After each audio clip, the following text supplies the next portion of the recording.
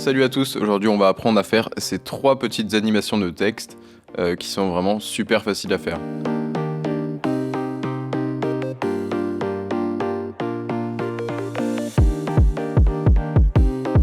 Donc pour la première animation, une fois qu'on a créé notre texte, c'est très simple, on va aller ici dans le sous-menu texte, on va aller dans animer, position, ça va créer une animation 1, on va aller dans le sélecteur de plage, dans avancer, et à la place de pourcentage on va mettre index, et à la place de caractère on va mettre mot. Juste après, on va aller au-dessus, et à la place de fin, où c'est 16, donc c'est le nombre de caractères de la phrase, on va mettre 1 pour justement sélectionner un seul mot. Et là, maintenant, si je veux bouger juste le premier mot, c'est possible.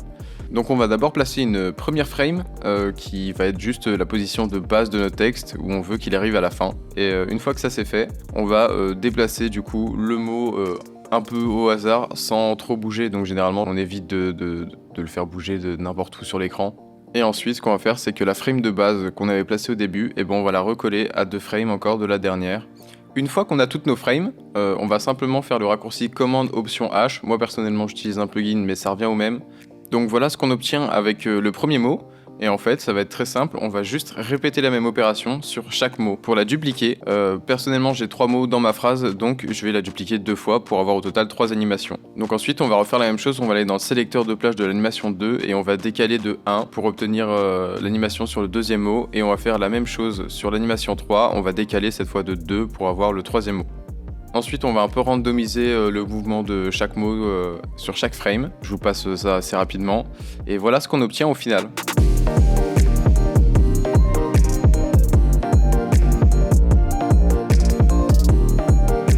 Pour la deuxième animation, pareil, une fois qu'on a la phrase, on va faire exactement la même chose que tout à l'heure. On va tout simplement aller dans secteur de plage, avancer, on va remplacer pourcentage par index et caractère par mot. Même chose que tout à l'heure, fin, on va mettre 1 à la place du nombre de caractères de base. Et cette fois-ci, dans animation 1, on va ajouter dans propriété l'opacité. Donc moi, ce que je vais faire, c'est que je vais me placer à 20 frames, poser ma clé de position de base là où je veux que ça atterrisse. Je vais me décaler de 8 frames. Et là, poser ma clé d'opacité à 100% et ensuite revenir de 2 frames en arrière pour poser celle à 0%. On va encore revenir de 10 frames pour la clé de position. Pour ma part, je vais mettre -100 sur l'axe horizontal. On va sélectionner toutes nos clés pour les lisser. Pour ma part, moi j'utilise un plugin qui s'appelle Motion 4, mais vous pouvez faire exactement la même chose depuis le paramètre courbe de After Effects. Là, on a 4 mots. Donc je vais dupliquer animation 1 encore 3 fois pour en avoir 4 au total. On fait la même chose que tout à l'heure pour le décalage. Et donc là en réalité ce que je fais c'est que je change la valeur de la première keyframe de position pour que justement les mots ne viennent pas tous du même endroit.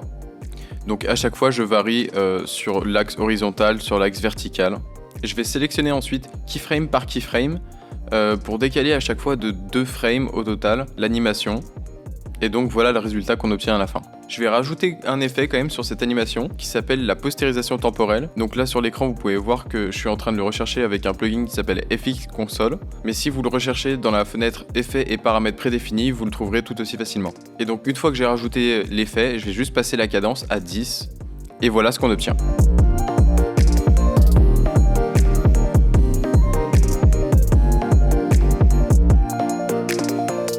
Et donc pour la troisième animation, on va faire la même chose, on va aller dans texte, animer la petite flèche et cette fois on va ajouter l'opacité. On va ajouter cette fois-ci dans propriété approche. On va se placer à 20 frames et placer notre valeur d'approche à 0, donc qui est celle de base. Et on va revenir 20 frames plutôt, donc au tout début de la timeline. Et personnellement je vais mettre 40, mais je vais changer ça par la suite, vous allez le voir. On va refaire encore une fois la même chose que tout à l'heure. Donc ce qu'on va faire, c'est qu'on va se remettre 12 frames plus tard et on va ajouter l'opacité à 100%. On va encore une fois décaler de 2 frames vers l'arrière pour arriver pile à 10 frames. Et cette fois, on va mettre l'opacité à 0%. On va sélectionner toutes nos clés et encore une fois faire le lissage à 80%. Voilà ce qu'on obtient et je trouve que l'animation n'est pas assez accélérée. Donc là on va se remettre sur la première frame et cette fois je vais passer à 60 et là je trouve que du coup on voit beaucoup plus le mouvement de l'animation. Je vais encore une fois rajouter une postérisation temporelle que je vais mettre à 10, mais je vais également rajouter un effet écho. Donc dans l'effet écho, dans l'intervalle, il faut mettre la même valeur que moi que je ne vais pas prononcer mais qui sera écrite à l'écran. Une chose très importante aussi, dans opérateur vous allez tout simplement mettre combinaison en arrière. Et une dernière chose pour que l'effet fonctionne bien, c'est que l'écho doit passer devant la postérisation temporelle. Et donc voilà l'animation qu'on obtient. Merci d'avoir suivi cette vidéo, j'espère qu'elle vous aura été utile. Je prépare actuellement d'autres tutos, donc si jamais ça vous intéresse et si vous avez envie de progresser en motion design, n'hésitez pas à suivre ma chaîne. Et moi je vous dis à la prochaine, salut!